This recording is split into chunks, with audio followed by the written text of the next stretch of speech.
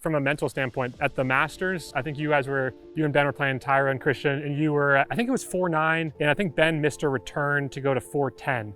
Or 4-9, and so you called timeout, you guys go to the bench. What was going on at the bench at 4-10, and you're about to lose in that moment? What's going through your head? We know we can come back, but at the same time, we've had like absolutely no momentum. So I think that's a thing where like 1 or 2 points can kind of change a match, because we came out of the timeout, we reset a little bit, nobody missed a return, and we won those 2 points.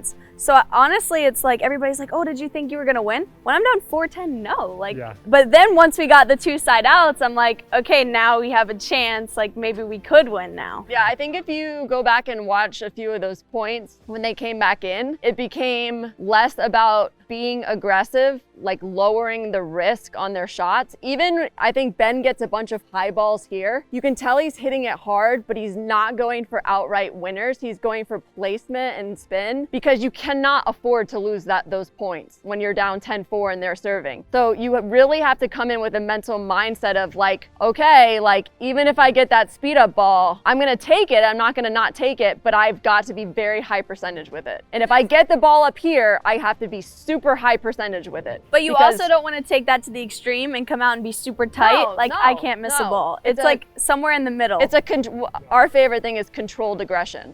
And like Anna Leigh said, obviously we must have gotten lucky in some points as well to come back from 4-10. Like maybe on some of their match points, like I got lucky on a couple backhands or something, or we got lucky and they made an unforced error that they hadn't made like the whole match. And you kind of take it point by point. Like they just made an unforced error. Like, all right, let's hit it to that spot again. Like make them think. Like, you know what I mean? Yeah. It's just like a bunch of things combined into one, but I think the main thing is just like belief. That like you can come back from that. Well, to turn it back to you for a second about the belief, I think you're playing JW in Georgia. I think it was San Clemente. Same score, yeah. And so from your perspective, Leigh, because you've watched it from the side, maybe a 2-part question. What is it about her with this like never quit, can always win? So this is actually a cool match that you picked that one, because it literally was like 10-4 or 10-3. JW and Georgia are serving. They called their last timeout, which why you took it at 10 instead of 9, I don't know.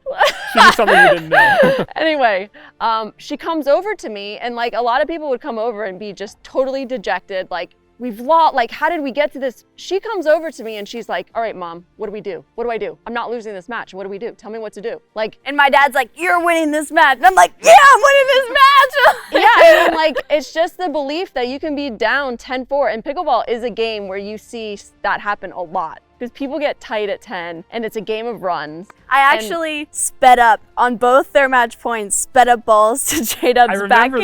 Yeah, so that's not the really controlled aggression that I was talking about earlier. No, they were good speed ups. Yeah. They were controlled. Well, and honestly, J-Dub was pushing middle real hard, was one reason why they probably got up 10-4. So going behind him was probably the smart shot. But yeah, just Anna Leigh, like how many singles matches have you come from like death to winning? It's just the knowing I can come back and the belief that you can do it. And it's amazing what the brain can do for you, because the minute your brain thinks I can't do it, your body literally can't do it. It's like proven science. Like whatever you tell yourself out loud or in your head like means so much. What do you tell yourself? Well, you hear me obviously on the court. I'm like, come on, fight, you got this. Like, come on, Anna Leigh. Like, even if I miss a shot, like that was the right idea. Like, instead of missing that shot and be like, oh, I just missed a shot. That was the right idea. Like, or like even in the matches that I've lost, like halfway through, I'm like, you're gonna win this match. Like, I'm telling myself that. And I lost the match, but I like was believing that I could still win. So I think it's just like always thinking and saying positive thoughts and never like, oh, I suck,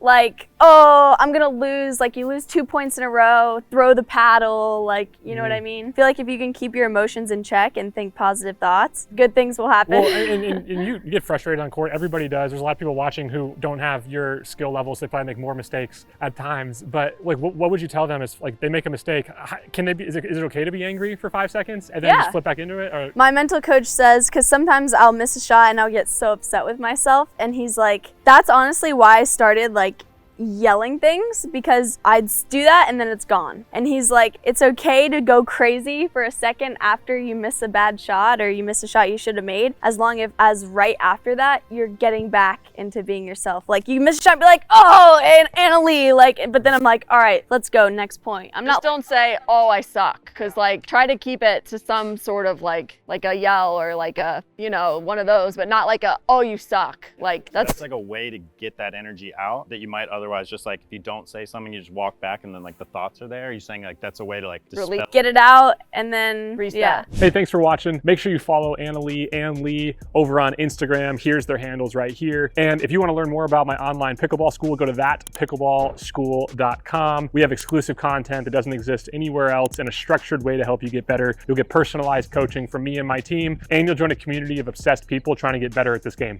All right, see you all in the next one. See ya.